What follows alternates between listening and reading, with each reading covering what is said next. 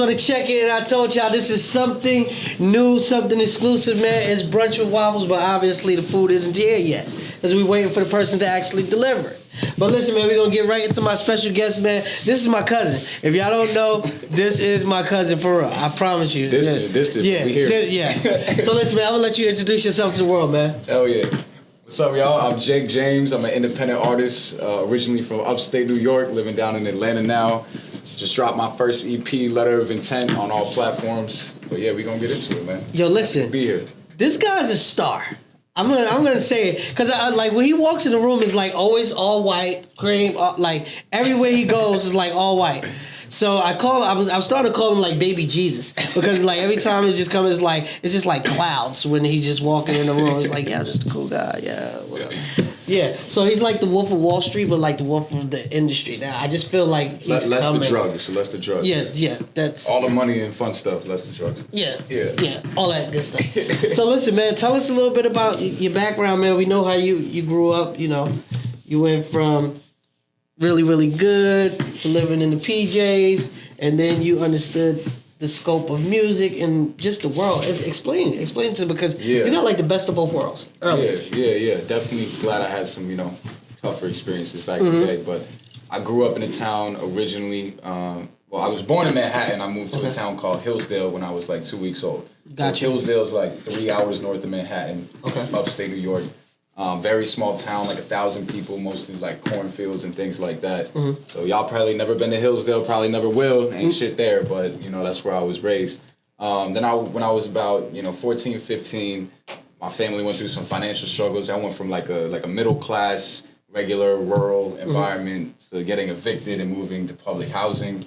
My parents had some some health stuff going on, so I ended up losing the middle class life I was used to, understanding, struggles, poverty for the first time, being in, not the safest environment, and I wanted something more.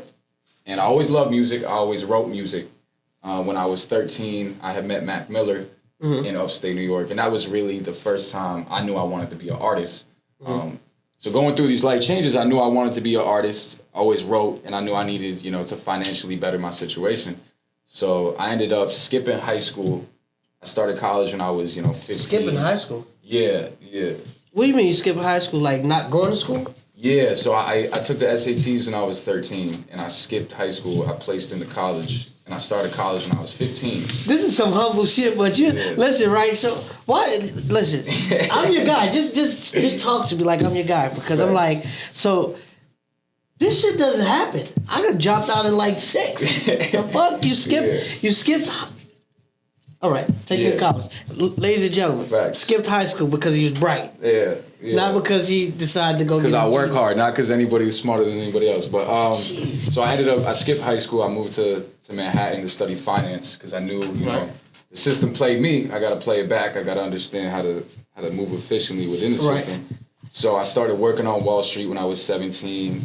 I did that for 4 or 5 years. I got my degree. So I was working full time as an investment banker in Manhattan, in Midtown Manhattan. At what age? At a large investment bank. I started there when I was like 18. Okay. So I've been doing that for 4 years. I'm an associate now. But music just started building. With that, we were doing independent shows in Manhattan. I did a show with G-Unit, Moneybagg Yo, Dave East. So we were doing shows, building my fan base. I put a mixtape out that did pretty well. We did like a tour with Rel Carter. I don't know if you know Rel. Yeah, I know who Rel is. So we did a nationwide tour with him, and then it was kind of time to put out the commercial project. So that's where Letter of Intent came into play. So earlier this year, I dropped the first single with Buck Wild back in April. Buck Wild, for those of y'all who don't know, legendary New York City producer from DITC, worked with Biggie and Big L on a lot of their bigger records. And we kind of just built out the commercial rollout from there until we dropped the EP about 2 weeks ago. So that's my first commercial project ever. And yeah, man, we moved down to Atlanta. I left life on Wall Street. I'm, about to be a full-time rapper. I'm slowly exiting that career and taking on the music industry. We've raised some money privately, which has been dope, through, Wall Street connections and just understanding investment pitches and stuff. So the two can work together for sure. This is what we're gonna do. I already kind of see what's gonna happen right here.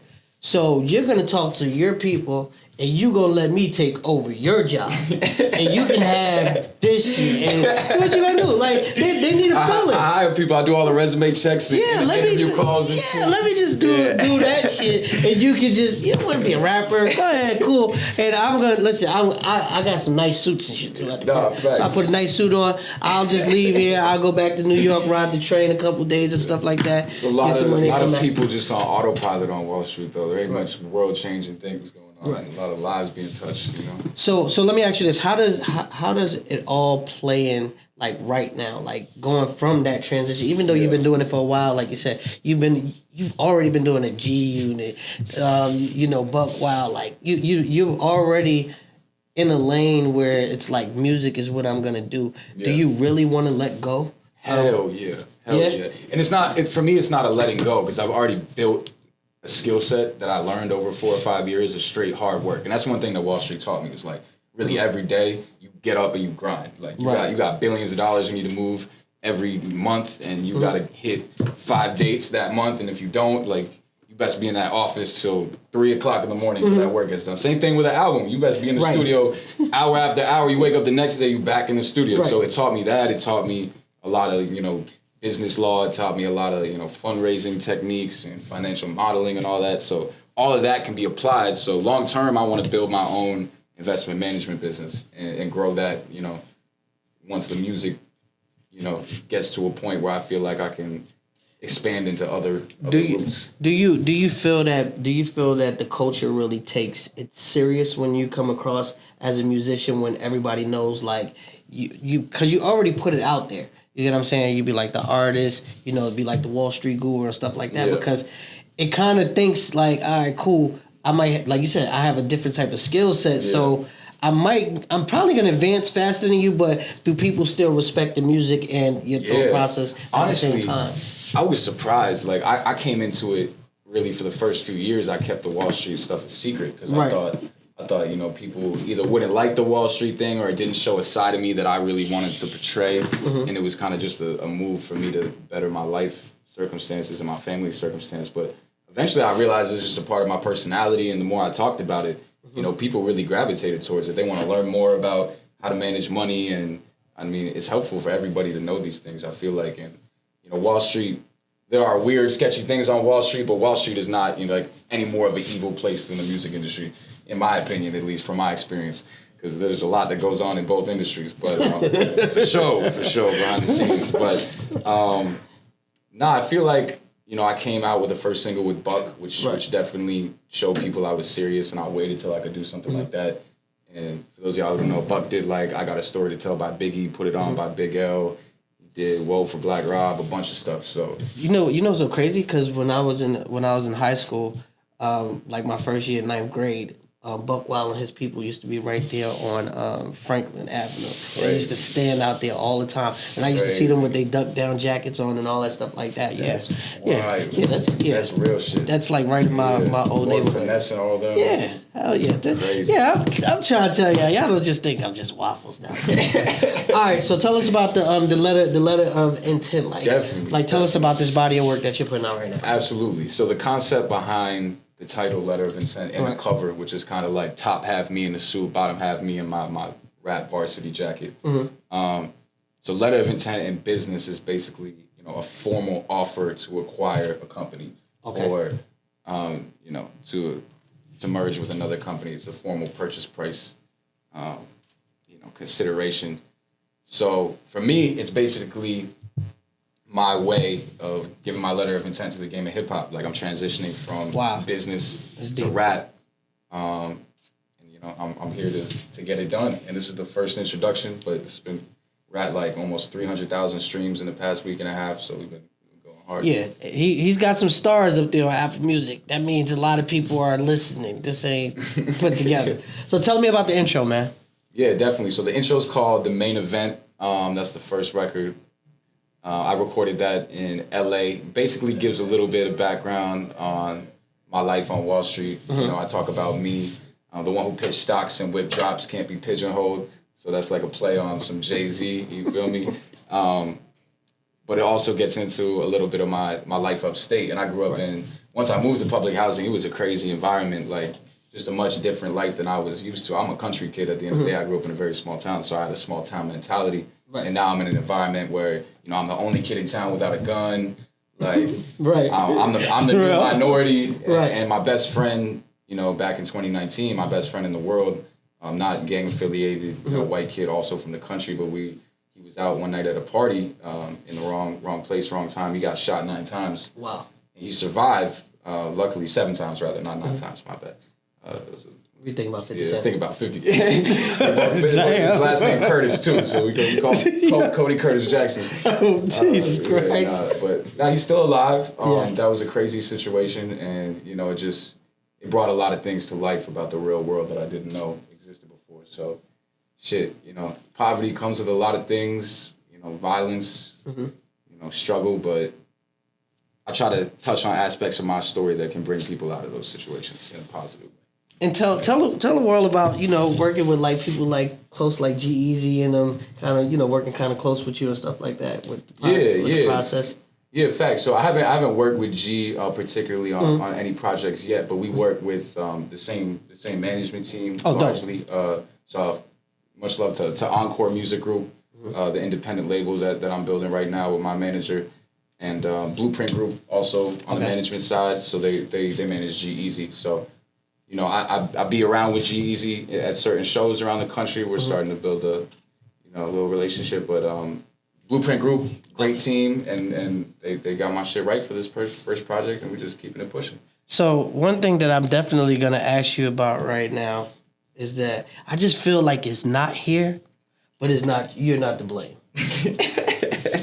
So he also has these cool T-shirts that say Jake James on them. Like it's he cool thought I was brand. going to play him. He thought I was going to play him. Okay, all right. We got the bag. All right, because I was going to listen. Yeah. I'm about to take you into my world. We're going to go to a quick break.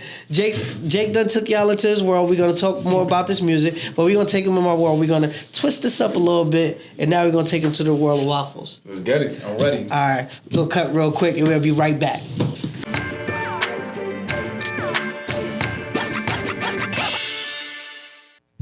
Right now, you got DJ Waffles and Baby Jesus, a.k.a. Jake James. And listen, man, I told y'all we're about to cook some waffles. It's really Brunch with Waffles. And I got one of the dopest artists right now. He's about to, first episode, we're about to make our own waffles. And I promise you, this should be good. Because Jake's going to be the taste tester.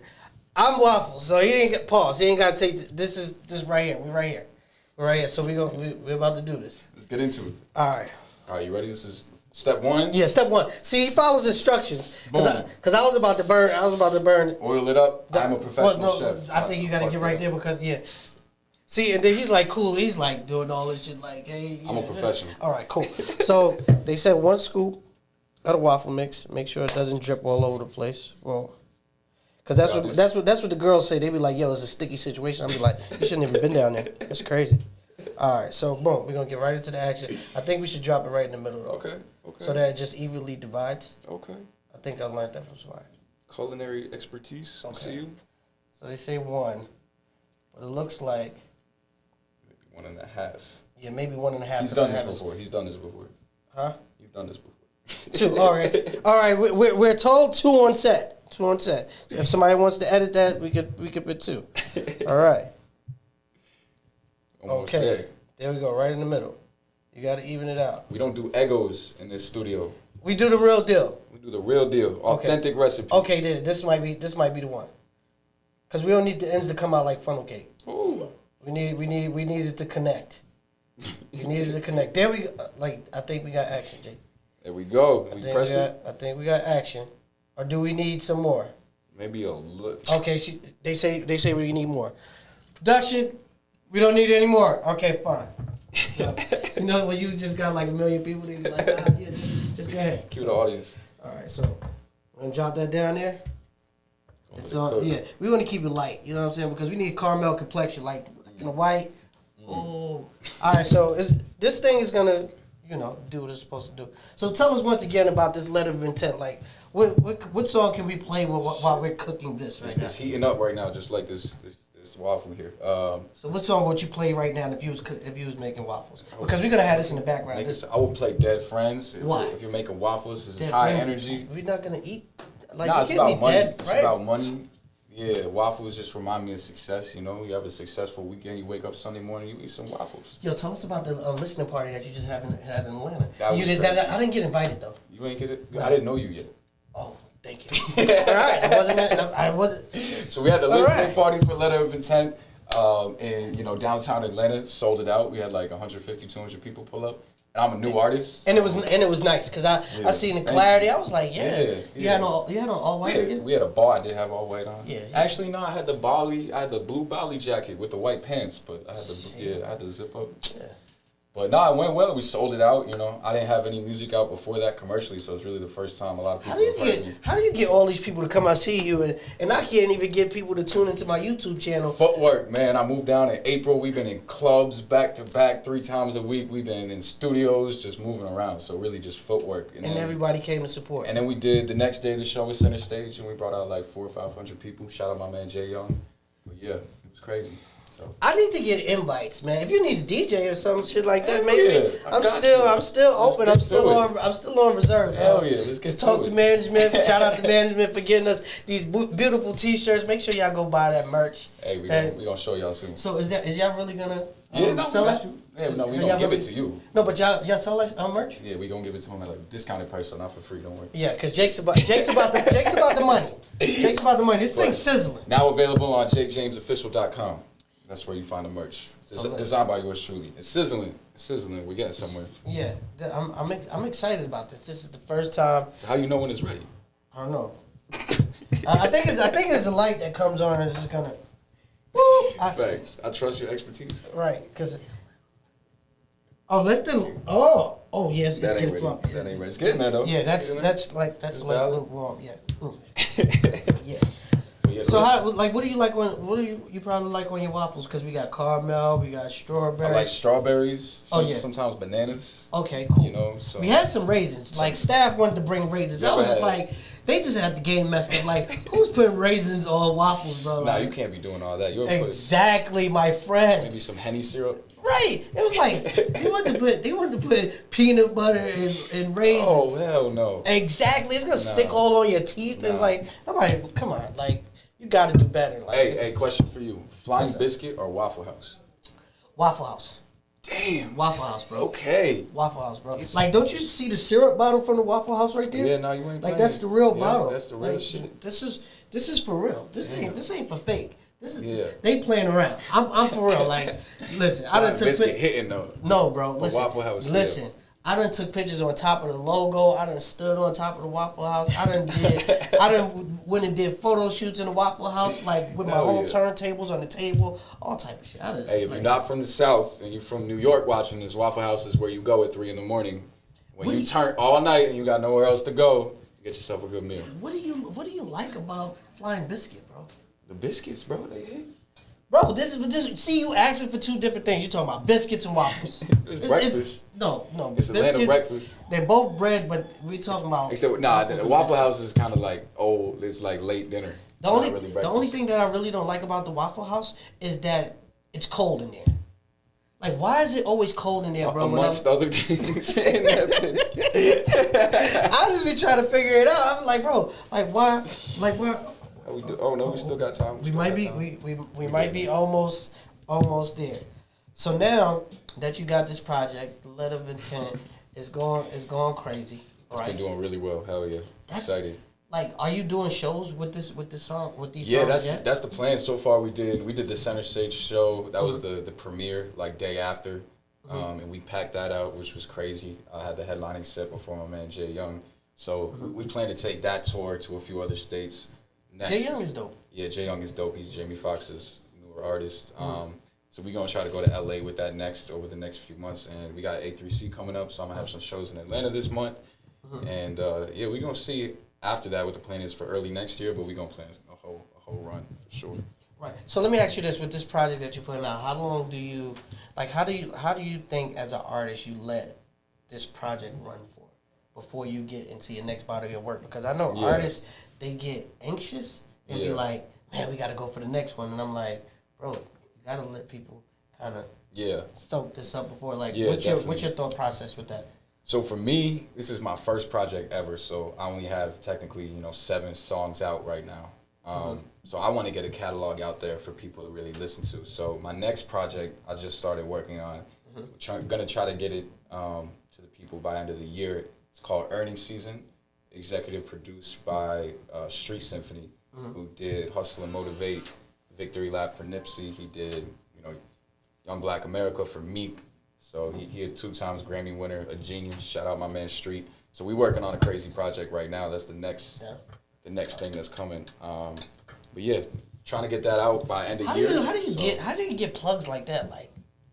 Symphony, that's what I was trying to tell y'all. I've been putting in the footwork. It's about footwork. It's different, bro. Like, people gotta understand. Like, when I sit there and I talk to you and I'm like, yo, he's a star. This ain't just because I'm like for cool points. I just feel like you give off that energy, like you really believe in what you're doing. And like I said, me and my team was listening to the music while you was out there in the waiting room, and we was like, sounds really good. You know what I'm saying? Like, sounds cohesive. Like, it makes sense. Some artists, like, their music just be like all over the place. Yeah. Like syrup, this shit's just like all over the place. And I'd be like, I can't get with that. Like, I just made a post yesterday that I just wanted to watch Netflix and listen to classic timeless music. Yeah. Like, I don't get that no more. Like, Jay-Z is like the closest. I get some people. That's my favorite. I'll be like, Jay-Z and Biggie are my favorite rappers. But the way I look at it, man, it's like, on Wall Street, if I had stayed doing what I was doing, within 10, 20 years, I would be a managing director or an executive, right? If I do the same thing in the music industry, I apply the same grind, I'm going to be a major artist or a superstar within the next 10, 15 years. That's just like, all it takes is consistency and dedication. But, I've found, my introduction to the industry was really building relationships first before, jumping into it, trying to pitch my stuff to everyone. It was really, Buck reached out to me because I was just putting out freestyles. Right. And one of them went viral, and he saw it, and he DM'd me. And then he ended up doing my first single. So it's like just consistent hard work and really building personal relationships with people who you respect and who fit with your brand, rather than just like, trying to run up social media and all that and doing all this fake followers stuff. Like, it's a lot of fake stuff out there. Yeah. I just be in the streets. People out there. So all right. So now, with the relationships that you have now, like, do you sometimes when you get them, do you really try to act on them like immediately, effectively, because in your head, like, strategically, if I use this right now, I'll be able to get here. Yeah. But sometimes because I have like. My team would be like, hey, we're about to do X, Y, and Z. And they'd be like, hey, do you know anybody? And I'd be like, no. And then when they really sit me down, I'll be like, oh, shit, I got this person. I could call this person. That, and the third, because I really don't use it immediately. How do you react when it comes to like you got to be proactive about the connections for sure. But it's important to like know yourself and know your brand and what you're going for, because when you're coming up and you start buzzing, everybody trying to work, and like some people may have credentials in certain places. Some people don't be ready to work. They might some people may have worked with so and so, and you're like, oh, this guy used to be this guy's A&R, this guy, and they just might not be right for you. The passion might not be there. But when you find someone who's ready to really join your team, I think that's the important part when you start out, is like building a team who want to stick with you long term, and people who you see in your circle who you can not only trust to make great music, but also put in the passion and put in, the sweat, which a lot of people aren't willing to do. And when you match that with some talent, things happen. I think I should have did this interview. I should have had a suit on. I'm dead. I feel like I need a suit on, man. Hey, let me disclose this. I got a music video shoot after this. I had to be dressed for a wedding reception, so that's why I'm dressed like this. I'm gonna be an actor in a music video. So you gonna be an actor in a music video? A small part in like there's some. They paying you, right? Some big Atlanta artists. Nah, they're not. It's just they gotta pay. Listen. Pulling up this show. Listen, man. Listen. I don't know, man. I just feel like I just did my suit. This would have been perfect if I had a suit now. But I'm gonna be the Mel Martha Stewart of this shit in like 0.2 seconds. Watch. You gonna come back and you gonna be like, right? You gonna be like, yo, Waffles, the little office. Nah, man, we over there. Chops doing some stuff over there. We getting right into action. We gonna check back on these waffles and see how we looking. Done? I think it might be valid. Done? She says we're done. done. She says we're done. Well, listen, man. See how much I cook. Right, exactly. And then I know waffles. So listen, man, we're gonna pull this out. We're gonna pull this out. Hold on. Wait. Stop. All right, you got this. You got this. Oh, bottom. No, look. This? Oh, we figuring it out. We valid now. Step 1, let's go. Okay, cool. Let's get the waffle out of here. Yo, hold on. Hey, this is the first time you done waffles on the show, so see, that's why you gotta play with it like that. Yep. Right there. So my guy, bless. All right. So now listen, right? Y'all see the waffle, so y'all can't say it ain't come out. This man the truth. Like so now listen, right? So you gotta taste yours first, right? Cause okay, I'm gonna drop some strawberries on it a little bit. They got some syrup. Something. All those is clean. We're COVID friendly. We taking care. Everything's fine. You won't get sick after this. We gonna get creative with it. Yeah, we gotta see.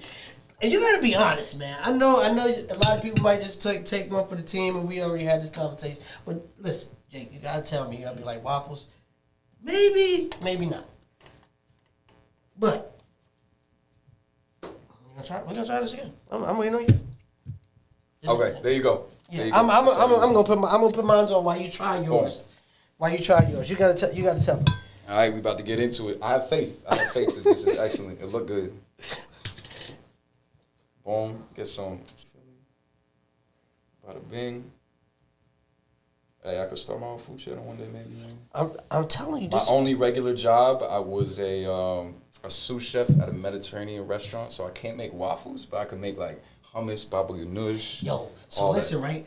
I was just eating hummus. It's like this one kind, bro. When I'm telling you, like, I almost ate all the chips and the hummus. Like, it was just like, what kind is it? Hey, Stack, what kind was it? What kind was it? You gotta do it. You gotta be like, hey, what kind was that? It was olive hummus. Yo, bro, when I try to tell you I almost ate all of it, I was like, oh yeah. See, listen. Shout out to my team. We're gonna see right now. Turn it off. Prototype. Let us know. That's a damn good waffle. Excellent. It's got some body to it. Listen. Got some depth to the flavor. Listen. Not too sweet. Listen, if he get in the car with y'all, he'd be like, that's yo, some bro. gourmet waffle right there. If he get in the car with y'all, you better call me and let me, like, bro, damn. That wasn't it, bro. Like, he really wasn't feeling it. But listen. You got the Jake James guarantee on this one. All right, so y'all heard it here first. That's official tissue. We are sold. So listen, before we get out of here, Jake and him with his waffle, I told y'all this is what's going to happen. It only gets better from here.